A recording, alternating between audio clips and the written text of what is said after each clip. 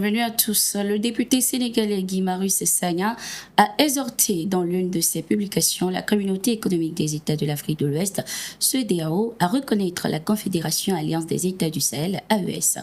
Le député du PASTEF demande à la communauté sous-régionale de mettre fin à l'infantilisme qui consiste à négocier séparément avec les trois pays qui sont le Mali, le Burkina Faso et le Niger. Le parlementaire sénégalais a également rappelé avoir formulé le 17 septembre 2024 des propositions telles que la reconnaissance par la CEDEAO de l'AES, l'annulation des sanctions contre les États de l'AES et la tenue dans les meilleurs délais d'un sommet AES-CEDEAO. L'objectif de ce sommet serait de définir les bases d'une coopération commune, notamment contre le terrorisme et sur d'autres points. Cette intervention de Guy Marius Sagna intervient dans un contexte de tensions croissantes dans la sous-région marquée notamment par le retrait officiel des pays de l'AES de la CEDEAO.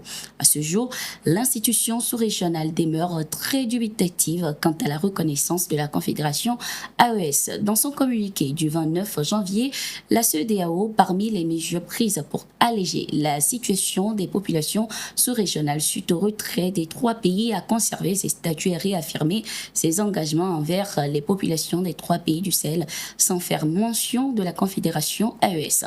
Précisons qu'après avoir acté le départ officiel des trois pays, la CEDEAO envisage de poursuivre les négociations durant les 6 prochains mois pour tenter de convaincre ces pays de revenir au sein de l'organisation.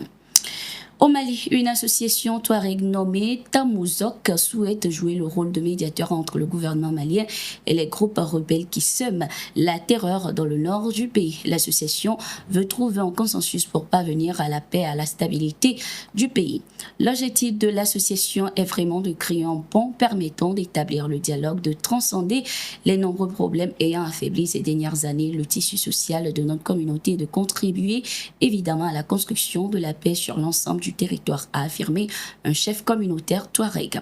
Cette association, composée de plusieurs ministres et hauts responsables de l'administration malienne, aura pour mission de favoriser le dialogue et d'encourager la participation des communautés locales aux efforts de paix. Précisons que depuis son arrivée au pouvoir en 2021, le général Assimi Goïta a adopté une nouvelle stratégie pour lutter efficacement contre le terrorisme et les groupes armés dans le nord du pays. L'offensive lancée dans plusieurs localités stratégiques a permis de reprendre plusieurs villes dont Kidal. Toujours dans l'actualité en République démocratique du Congo, le groupe rebelle M23 a annoncé un cessez-le-feu unilatéral à partir de ce 4 février 2025. Selon les informations du groupe, cette décision est prise pour des raisons humanitaires. Elle fait également suite aux appels en faveur de l'établissement d'un corridor sécurisé pour permettre l'acheminement de l'aide humanitaire et soutenir les centaines de milliers de personnes déplacées. Il convient de rappeler que le groupe rebelle M23, soutenu par le Rwanda, sème la panique à l'est de la République démocratique du Congo.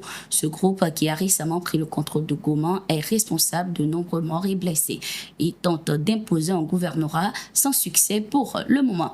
Dans son communiqué du 3 février, le M23 a affirmé sa volonté de protéger la population civile ainsi que ses positions. Quant à l'annonce du cessez-le-feu, le gouvernement congolais n'a pas encore précisé s'il comptait le respecter ou non. Les présidents du Rwanda et de la République démocratique du Congo seront-ils réellement présents au sommet conjoint de la communauté des États d'Afrique de l'Est EAC et de la communauté de développement de l'Afrique australe SADC?